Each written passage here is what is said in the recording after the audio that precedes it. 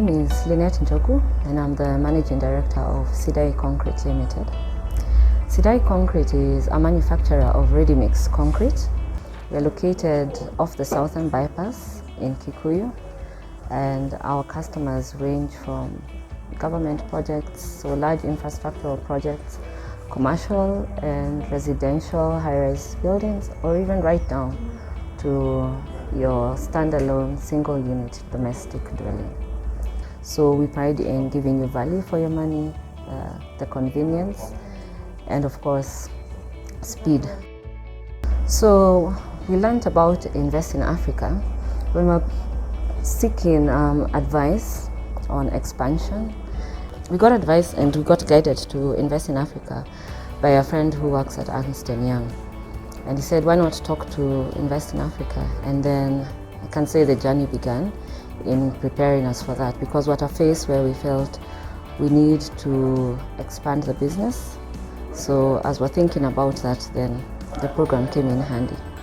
So during the sessions and the programs that we had, we received a lot of advice and guidance, made us reflect on our own policies, our own procedures, and made us start thinking about what do we need to get right and put in place.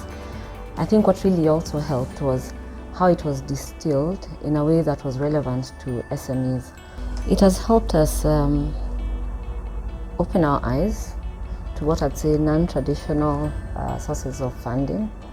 And sometimes it's not necessarily from non-traditional entities. It's from the traditional, but who have a different way of thinking in terms of how do they finance and fund businesses such as ours.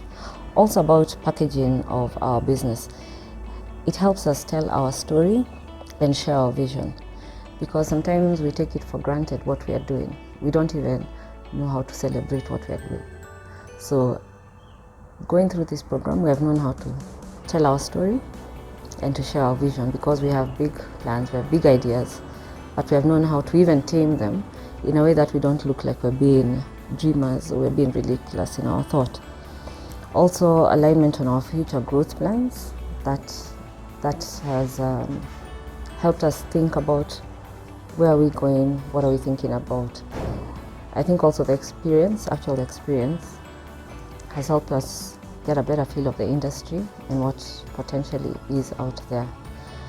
And then it has also helped us get a reality of the present and where we are as a business. So it's humbling to know this is where we are at, this is what we can do, and then this is what we can go for, boldly, but in a realistic manner. We have reevaluated cost of financing and gotten a better view of what we want to chew. So what we can bite, what we can chew. So again, based on realities, we have gotten to a better place there. Then we have thought about phased growth. So what do we already have? How can we maximize what we have? How can we cut our costs? How can we improve and plug holes, close any leakages that we already have? So that would be for the present. For the short term, which projects can we go for, which we can comfortably afford to deliver, we can deliver well, and which will help us to learn, and which will also build our name out there, so that those can also be strong referrals for us. And then in the long term, indeed, we want to go big, we want to go bold. So it has helped us think around that. When do we want to do that? How are we going to do this? Are we ready to invest in equipment of a certain monetary outlay?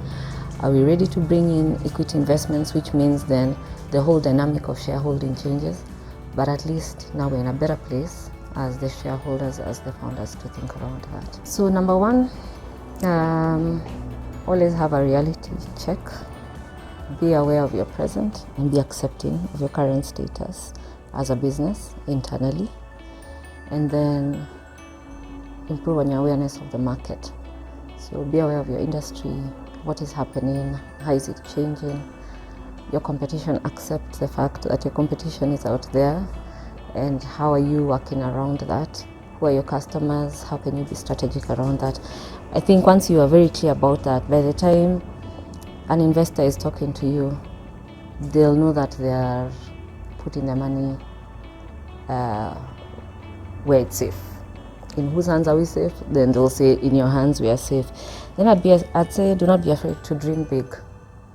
Because when you dream big, reach for the skies, at least you land somewhere halfway on the way.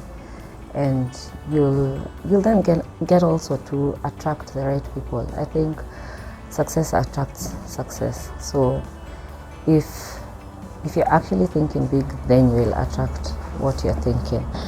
And put your house in order. Do not be cluttered.